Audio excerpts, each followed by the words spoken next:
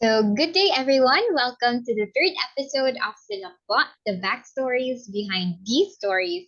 I hope you're having a great start for your November. Just one more month and it's the holiday season once again.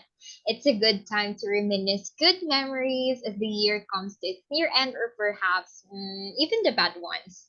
So, with that, let's take ourselves back to the happy and tragic and in between stories of our love anthology. This session is brought to you by the Independent Collective. I'm your host, Carla Lorena, and today we'll be interviewing one of our Indico co-founder and also a writer of Silakbo, Leah Cioco. Hi, Leah! Hi, Carla. I just want to say, wow, super great introduction and energy. I love it. Thank you so much. How's your week going? It's nice to have you here. Yeah, so far so good. As you know, we're both from the UP. So Mhm. it's slowly getting back to ACADS again after the Right sem after break. the reading break. Um, yeah, after the reading break. Mhm. So slowly learning how to study again. Yeah, Because legit during the reading break, I didn't do a single yeah, that's ACAD work.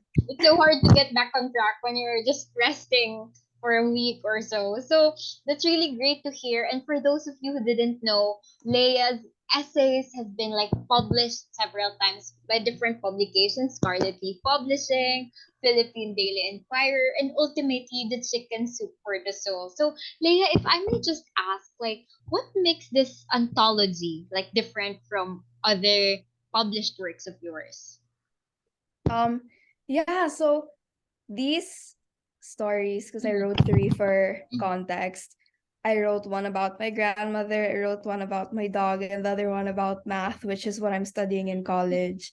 I think what makes them different is the fact that they're very candid. Like they're not overtly edited like what I did in other publications, just because we were on a time crunch, as you know, and we were writing that's and true. really rushing it to the publisher. And also at the same time, it was a hectic time in school. I think you would agree. It was about to start na in school, and then I was preparing for the acad year. So it was very, very raw, but at the same time, it did take a lot of moment for me to also reflect and write about it, but it wasn't overly edited, like I said. So it's very fresh for me to That's write without stressing over, because you know when you submit to other publications, there's that chance that it won't be published. But here, kasi tayo-tayo lang naman yung sa Independent Collective, parang there's that safety net which really allowed me to just okay, write it, edit it once, and then like send it in. And yeah, so it was really refreshing to write without so much pressure, and to just be really raw. that's true. Like parang it gives you a rest from being a perfectionist, 'di ba? Kasi when you're writing, it makes you like alam mo yun, hindi ka maka-start unless you think na it's super perfect for your craft. You know that? Yeah, but your essay was like perfect, dude. Don't be humble and all. Out of Yeah. emotions talaga. It's really the driving force for our craft talaga in writing. So, like, your topics with your essays, it's super diverse, di ba? Like, you talk about your dog, your love for your career. So, how did you arrive at the topic or guest subject? Like, there's a diverse, like, a wide range of topics that you could choose from. But how did you settle with that topic?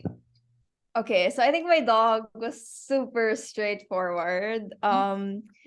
It's just that at the time, like I was slowly having a separation anxiety because I was leaving for UP. And obviously I'm gonna be living in the dorm like 1,000 miles away from home. And I just really wanted to write about my dog, like one last hurrah before I left for school. And I had him since 2018. So it's been 4 years, and I can definitely say that, I love him with all my heart. And I feel like I think he does love me. um, so I was like, okay, I'm gonna write my dog for sure. No brainer. Mhm. Second one, obviously I really wanted to write about math because I think a common misconception about it is the fact that for one to be a successful mathematician or just a person in STEM, that you have to be really, really talented at a young age, Yeah, that's which true. is false. I had 9 of 7s in math before, and that you have to be like super geeky. And if you read my essay, it wasn't geeky at all. In fact, it was very, very flirtatious. Um, because I started getting into math because of a guy I liked, so something like that. And then lastly, I wrote about my grandmother because she passed away in 2021. So I just felt like for me to like fully get over that time of my life, wherein it was like my first big loss because she was a part of our household. She raised me and my siblings since 2000, 2001. So she's been with us for a pretty long time. So for me to know that I've fully, overcome that grief, I wanted to write about it. And I was able to write about it. And that was why I picked those three, just because I had like super strong emotions about them. I also did consider writing about other topics, but it really boiled down to them because I was most passionate about those three topics. That's really great to hear. Like sometimes we really get our drive to write when we're driven by strong emotions, right? Like when we want to take a piece of our stories, of ourselves, and sometimes when we want to heal from them or get over, or maybe just mark a part of our lives, we just want to write it out. So, because your topic is kind of like different genre, like your love for your career and your dog, and then for your grandma about grief, do you think it's what makes you more of a writer? The happy stories or the tragic ones? Like, what's making you more driven to like push that emotions out? Oh my gosh. I think more than anything, it's really the sad ones, like the really dark moments of my life. Because I feel like when I'm happy, I don't know, it's like I'm more of like in the moment. I'm more of like, okay, I'm enjoying it. I really don't have to like super reflect. Understandable, yeah, that's true. But like I don't know if you would agree, but whenever I'm sad, for example, I have to ask myself like, what is this teaching me? There must be some value in this pain, in this moment of grief. And that really pushes me to journal and eventually like look into myself and reflect. Mm, So that drives a lot of my writing. I don't know if you've read my other write-ups which were published in other publications, but you can really sense the melodramatic me. Like in fact, I first wrote my essays without pausing. So, for example, whenever I write, it's just overflowing, and then whenever I read it, it's very dramatic in the sense that there's no holds barred. It's always kind of like really yung padugo, yung super sad, sad girl era. And then that's when I tone it down whenever I have to edit. So definitely it's the sad moments that drive the writer in yeah. me. And I really agree with the fact now when we're happy, we just like to be in the moment. Now we don't think of anything else. Like we don't think about what to write about it or something. But when we're like in grief, when we're in pain, it's like there's so much time kasi, di ba? Like there's so much time during the grief, the healing. Kaya there's so much to write about it. So if you would think about it, like what's the harder part? Like is it like sitting through the pain. Like when you're sitting through the pain, you just want to write it. What's harder? Is it the fact now you're sitting there trying to absorb the pain so that you could write it out? Or, you're creating the story to word those emotions. What's the Yeah. harder part? Yeah.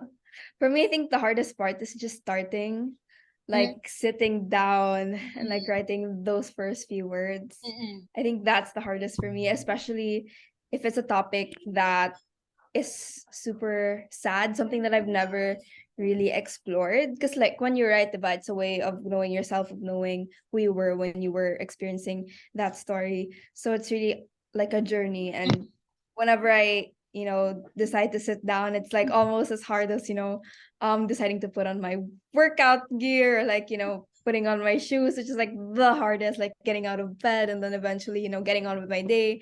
And I use that as a metaphor because it's really how I feel mm, like whenever I write, not write in general, but rather really write for the purpose of others reading, mm, and like really putting out a very stellar essay. mm, mm. Because like you said, we're both, I don't know if it's just the two of us or literally every writer, but I feel like we're all perfectionists. Perfectionist, that's true. And whenever I write, because I'm just that ambitious, I make sure that whatever I put out is worthy of Yeah, like, I don't like know, Pulitzer Prize. yeah, So like it's just that. yeah, leaving marks on your readers talaga. Like every piece should be like a legacy to other readers. Like yun yung Yeah. thought mo, yun yung purpose mo when others are reading your work. Na dapat tumatak to sa kanila. Dapat hindi nila makakalimutan yung words ko. Like, kasi siguro, what drove us to have that kind of ambition is kapag may nababasa rin tayong super ganda and no, may mark siya sa atin, we have this tendency to think na,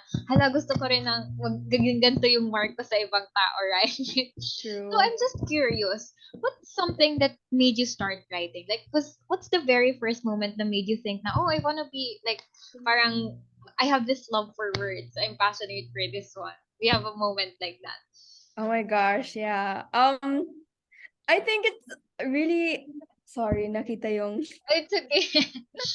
anyway. I think really what really pushed me to write when I was a kid was the fact that I love to read, Mm. right? And I didn't like the endings of the books I read. So for Mm. example, like the first book I read without pictures, it was my first adult kind of like book. I was like 7 turning 8, was The Wizard of Oz. And as you know, diba, so The Wizard of Oz, Dorothy had to go back to her aunt and uncle because she really wanted to go home. And like in my head, sana nagstay na lang siya? Why would you want to go back to that black and white, gray kind of like world with her very mediocre family? And I really didn't like that ending, and I ended up writing like I don't know 100-page story, like alternative plot twist. And I remember making my dad and mom and even my uncles read it. Just because I didn't like what I read. I mean, I liked reading, but I just didn't like the ending. And so Ending. I started making my own twists. Mm. And I think it just developed into more of a hobby or like a habit even because I started journaling every day in high school. Wow. And yeah, I have like a 21 volume Oh, diary right now, and it's not like on laptop or it's not soft copy. It's literally like notebook and like written. Wow. handwriting every day. I'm like I'm Yeah, but so weird like that. I admire the passion. Ayun, and yeah, even in like movies I watch that Mm. I don't like, and I have like this idea of a different ending or like, Mm. you know, a specific short story even, like I want it to turn out in a different way. I write my own stuff, and then eventually it just happened that, oh, I think I'm really liking this little thing called writing. And I decided, okay, I have to be good at this. And that's really what pushed me to like be serious about Mm. writing. Wow. You should publish your journals. Oh my god! I would love to read all of the things written Wag! alternative. Sobrang marupok. Just kidding. Um, Yung mga but yeah, alternative yeah. plot twist. Maybe someday would be able to publish all of that, Oh parang my memoir of gosh. everything that you've ever went through or your mga ideas mo in your younger years. That would be like a very beautiful thing to read, diba? As you get older and you look back on that. So, nabanggit mo na writing became your hobby or like habit because you have 21 volumes of your journals and stuff. So, have you ever considered like seriously pursuing writing as a career, for example, before or somewhere in the moments when you haven't yet taken the math career? Have you ever considered taking writing as your career? Yeah, definitely. I'm looking at really pursuing it. For Mm-mm. example, like actually now I'm like actively writing, Mm-mm. but fully focusing on it siguro like after I'm particularly wise, like maybe after 30, 35. When I get to really be like, my goal is to really highlight Philippine culture. And I feel like at this point in my life, I'm not exactly that knowledgeable about Philippine culture because I've always been like about migrating abroad or living studying abroad. And slowly UP, as you know, does a very good job in like convincing Yeah, students that's that true. you have to stay. The solution to make the Philippines great is not Yeah, outside, it's within. Alam mo yan, pinapabasa tayo ng mga like essays of Renato Constantino, etc. that's true. um Very true. I'm not pursuing it now, but I did consider it. And I've decided, okay, it's really a skill that you don't have to like actively study for in college or in school. So I said, I want to study something that I know I couldn't do alone. Whereas with writing, I know I can do it alone. I don't need a curriculum and a professor to, teach me, because you don't teach writers to write. Yeah, that's true. You, Very you internal teach thing. them, yeah, you have to teach them how to read and to critique, and then eventually they learn how to write on their own. It's Mhm. never taught. Whereas math, as you know, Yeah, ikaw rin, accounting, I don't think I would do that in my free time, because it's yeah, just very technical and yeah, very, that's true. very painful. Like, Mhm. even mathematicians I know don't randomly learn how to prove. Like, Yeah, it's like, a constant, pain, up to the point where sometimes I think, I don't know if I like math or if I just like pain. But there's growth in that, diba? Mhm. And I know you're studying a super competitive and a very tough subject as well, which is accounting. And I'm like, oh my gosh, it's almost harder than math. I feel like I don't know how you do with it.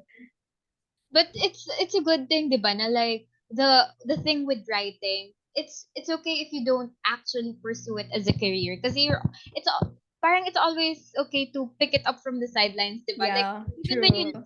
even when you parang left it hanging for a long time, kasi 'di ba, most of us writers, we don't really have that much time talaga to write Yeah. and write. I mean, we all have these writing prompts in our head, or kaya yung mga ideas, and then sometimes Mm-hmm. we forgot to write. Kaya I really admire what you do, yung journal mo yung mga naiisip mong plot twist. Kasi like, personally, me as a writer, I do have some ideas, pero I usually forgot about them. Like, it just exists in my head. And it's like, minsan parang it's taxing to, or parang minsan there's this burden when you have the idea and you want to expound it. Pero you can't, kasi nga, this perfectionist thing it's really a good practice na I hope I can adapt, like what you're doing. I mean, me and all the other audience out there watching, I hope we can learn from you talaga. So, you mentioned na, like, one of your goal is parang to push talaga like Philippine literature or something about the Philippines. And it's kind of like related kasi our anthology Silakbo, it's like local, di ba? Like, what makes it different or what makes you want to read it as compared to like the other books or kaya international books? What makes it worth it to read our Silakbo anthology? Yeah, so for me, I think what really makes it unique, and I think the selling point really Mm. is that it's very diverse, but at the same time, it has that one theme, like Mhm. one unifying theme of love, Mhm. based, you know, in the context of the Filipino and I Yeah. guess the Philippines and our culture. So for context, like my favorite essays, my top three favorite essays revolve around Shopee. As you Mhm. know, it's like a top Yeah, Philippine e-commerce yeah, app. that's true. This Yeah, it was written by also an Indico member, as you know, Caitlin Ho. And my second favorite essay was written actually by Daphne, which was about this possible love for a girl. Yeah, It that's was true. very, very interesting. I don't know if you read it. Talagang Yeah. kinilig ako doon. Sabi ko, nako, kung a guy wrote about me like this, I'm like, marry me. It Something like makes you feel things talaga, di ba? swerte naman ito ng babaeng to. Like, someone wrote about her that way. And then like the third one is actually your story. The one about your parents' love for you and Mm. the pillows. And Yeah. yeah, it's very vivid because I read each and every one of them because I edited them, proofread them, and as you can see, these three essays are super different from each other. There's this romantic love, there's this metaphorical love for shopping, and the app, and then obviously like a metaphor like the pillows and your parents, and um, there some things that you can't read Mm. if, say, you know it was about the US or in the Western world. I mean, True. nobody's ever heard of Shopee in Yeah. I don't think they have that in the US. So it's really highlighting what we have here in the country and seeing it in a different light, and Mm-hmm. really putting stories of the Filipino youth Mm-hmm. at the center, and making it more mainstream, That's so true. to speak. So ayun, I think that's what makes Silakbo super special for me. And Yeah. I also love the fact that Silakbo is in Filipino. The title is Filipino. Although the goal is to write Filipino essays, pero oh my gosh, girl, English lang muna, Yeah. step by step. So that But other people, ayun. even international foreigners, can also read it, right? Yes, yeah, read it and eventually Yeah, appreciate Filipino yeah, that's culture. true. And in a way, it's like it's a very personal book kasi like even if the writers there, even if you don't personally know them, even if they're strangers, it makes you feel connected in a way. Kasi the context of the book, it's very personal kasi you're able to relate more as compared to other books or internet, and not necessarily like dragging other books down international, not really that. Yeah. Yeah. It's more of being able to, parang yung mga na-experience mo here in the country, in your own city or kaya province, you're able to see other people experiencing that kind of that stories too. And parang it's much more beautiful na like you see love in a very different light because it's just not just like romantically. Tapos it's very realistic kasi 'di ba with fictional things sometimes masyadong tumataas yung standards natin. And we tend to like forget or kaya ignore those trivial things in our everyday lives na I could pala express my love Mhm. for my dog, for my career, for online shopping. Right? So it's a really good book to read. So if you have this Mhm. message for people who haven't read Silakbo yet, is there anything you want to say to them? People who haven't bought our anthology yet. Yeah. Oh my gosh, dear Silakbo non-readers, you're missing out. That's true. Period.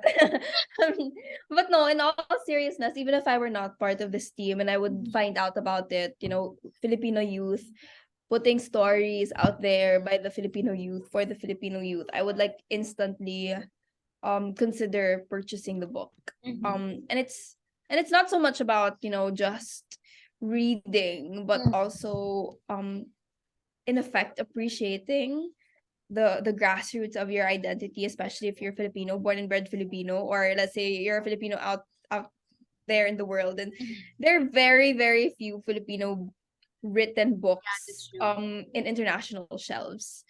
And that's the goal, right?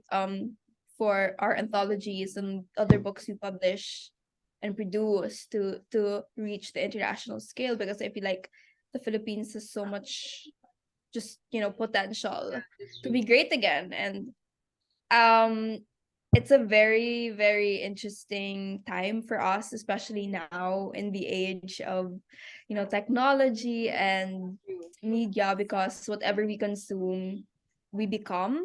And Yeah. so when we consume just Western, or let's say K-pop Yeah. even, parang we lose sight, nothing wrong with that, but we lose sight of our past and our present situation, and we constantly just want to be them, and like think that the Philippines is always inferior, which is to an extent really wrong. Yeah. So I hope that changes, and thank you for listening to my TED Talk. So buy your book and do That's true. yourselves a favor. Let's give our local literature talaga the chance to fulfill its potential din. Kasi there's a lot of good writers out there who we haven't yet met or who haven't had the chance to put out their writings in a platform. Because it's very hard to get published talaga, di ba? And it's yung opportunities here in the Philippines is super limited talaga. So, True. if you have like this advice, since I'm taking advantage na you're here, so if you have any advice, like writing tips for people who are pursuing writing na or just starting with their passion or who haven't yet discovered na writing is their passion, what would you advise them? Yeah, it's actually not about writing, Mhm. but like for me, what really spurred my writing was my habit of reading. Mhm. So for writers out there, I think the most important thing is to really consume, consume, consume, That's true. and really read great writers. I mean, as you know, the first book I read seriously was a classic. And I Mhm. think classics are a great starter points, but for others, they're super hard to read. So anything that's really on like the top 10 um list that you can get a hold of, for example, in the New York Times, and actually, smaller and smaller circles, which is a Filipino written novel, was one of those, top books at some point. And I think that's something that I'm proud to say, kasi that book was a contender for the Pulitzer Prize, as you know. Um so yeah, just read, and as much as possible get a hold of top quality books, because there are many books out there, but very few could actually be considered stellar. Yeah. And if you could find like a Filipino written book, even the better. Yeah, that's true. It's always a good starting point talaga to learn from others or consume. Maybe start with local, like our anthology. Yes, read Yeah, Silakbo. yeah, with Silakbo. And that ends our interview. Thank you so much, Leah, for this fruitful conversation. I really loved all your insights and advice. And for those of you who haven't read it yet, you may purchase Silakbo even at Shopee and Lazada. And this is Carla Lorena once again wishing you a happy and lovely weekend. Bye, guys. Thank you, Leah. Thanks. Okay.